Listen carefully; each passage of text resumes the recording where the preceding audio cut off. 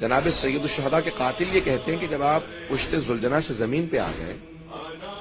تو آپ کی جو سواری ہے نا وہ آپ کا طواف کر رہی تھی،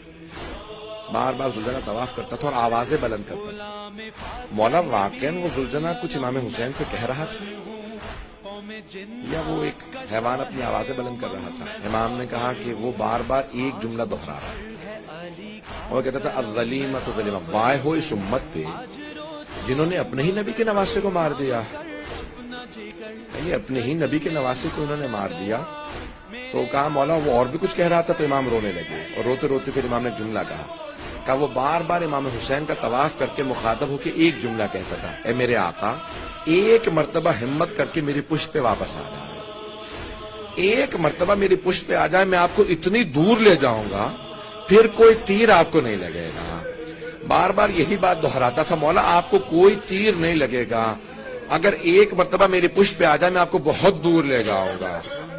جب امام رونے لگے تو ایک مرتبہ اس راوی نے پوچھا، کہا کہ مولا پھر مولا حسین نے بھی اسے کچھ کہا؟ کہا مولا حسین نے بس ایک بات کہی، کہا ذوالجناح جا کے میری بہنوں اور بیٹیوں کو بتا دے کہ میں اب ذوالجناح کی پشت سے گر گیا ہوں، میں تیری پشت پہ نہیں رہا، میری شہادت ہونے والی ہے، میری بہنوں کو میری بیٹیوں کو بتا دے۔ تو پانچویں امام کہتے ہیں کہ اس وقت وہ ذوالجناح فوراً خیموں کے باہر آ گیا۔ جب خیموں تک پہنچا تو بیویاں جب بھی ذوالجناح کی آواز سنتی تھی تو سمجھ جاتی تھی امام حسین تشریف لائے ہیں۔ کہ جیسے ذوالجناح کی آواز سنی نا کہ وہ آوازیں بہت زیادہ بلند کر رہا ہے، تو ایک بیوی نے خیمے کا پردہ ہٹا کے دیکھا، ذوالجناح کی پشت پہ کوئی بھی نہیں تھا، کہ ساری بیویاں خیموں سے باہر آ گئیں۔ زیارت ناہیہ میں امام زمانہ کہتے ہیں میرا سلام و میری ان پھپھیوں پہ جو چہروں پہ ماتم کر رہے تھے اور چہروں کو پیٹتے ہوئے خیموں سے باہر آ گئے، لاتمات الخدود، اپنے چہروں کو ماتم کر رہی تھی، کہا ماتم کرتے ہوئے باہر آئیں۔ اب پانچویں امام راوی ہیں، سوگنامہ محمد میں الفاظ ہیں، کہتے ہیں کہ مولا کی بیٹی ہیں جن کا نام ہے سکینہ، کہ ایک مرتبہ وہ آگے بڑھیں اور کٹی ہوئی باغوں میں ہاتھ ڈالا، اور ایک مرتبہ ذوالجناح کی باغوں میں ہاتھ ڈال کے ایک جملہ کہا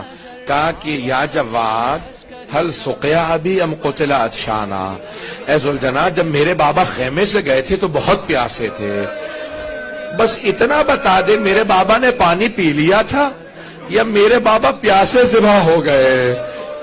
امام کہتے ہیں کہ مولا کی بیٹی کچھ دیر روتی رہی، پھر خود ہی جواب دیا، کہا ذوالجناح تیری لٹکی ہوئی زین بتا رہی ہے،